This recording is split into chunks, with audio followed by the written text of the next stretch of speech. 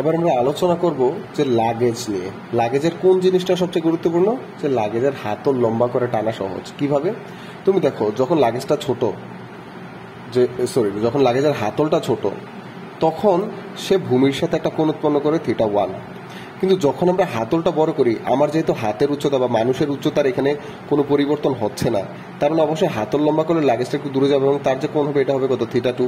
তাহলে আমরা এখান থেকে দেখতেছি আমাদের একবার হাতল লম্বা করলে আমাদের যে কোণ আসতেছে, এই কোণ আসতেছে কত? আমাদের θ1। এবং হাতল ছোট অবস্থায় আমাদের কোণ আসতেছে কত? বড় অবস্থায় কোণ আসতেছে কত? θ2। তাহলে এই যে এটাকে যদি আমরা এবার কি করি, এফ বলে টানি, তাহলে θ1 এর জন্য এদিকে উপাংশ কত হবে? এফ, এখানে হবে cos θ1। আর এদিকে আমাদের কি হবে? এই যে হাতল বড় জন হবে এফ, এখানে হবে আমাদের cos θ2।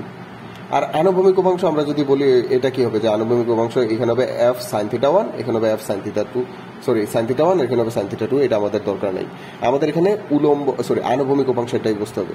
তো আমরা যখন দেখতেছি যে এইখানে θ1 এর চাইতে θ2 এর মানটা ছোট, তাহলে θ1 এর চাইতে θ2 এর মান যেহেতু ছোট, আমরা একটু cos θ দিকে তাকাই, যে cos 0 ডিগ্রির মান 1, কিন্তু cos 90 ডিগ্রির মান কত? 0।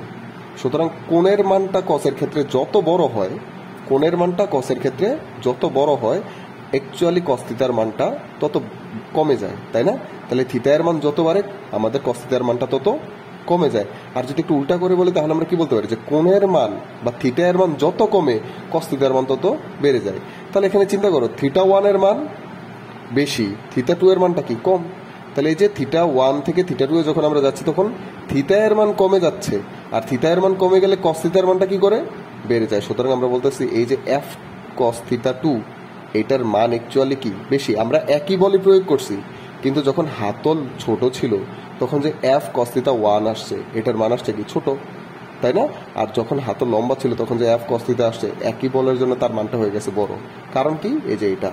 সুতরাং আমরা এখান থেকে বলতে পারি এখানে θ1 গ্রেটার দেন θ2। আর যখন θ1 বড়, তখন আমাদের যেটা মনে রাখতে হবে যে অবশ্যই cos θ1 এর মানটা কি? ছোট। আর আমাদের যে cos θ2, এটার মানটা কি হবে? বড়। তাহলে একই বল প্রয়োগ করলে আমাদের যে বলের কারণে বস্তুটা সামনের দিকে আগাচ্ছিল, যে বলের কারণে বস্তুটা সামনের দিকে আগাচ্ছে, ওই উপাংশটা একই বল প্রয়োগ করার কারণে যখন কোণের মানটা ছোট, তখন উপাংশের মানটা হচ্ছে বড়। যেই কারণে খুব ইজিলি এটাকে টেনে নিয়ে যাওয়া যায়। এজন্য আমরা বলতে পারি হাতল যখন লম্বা, তখন এটাকে টেনে নিয়ে যাওয়া কি? সহজ। ধন্যবাদ।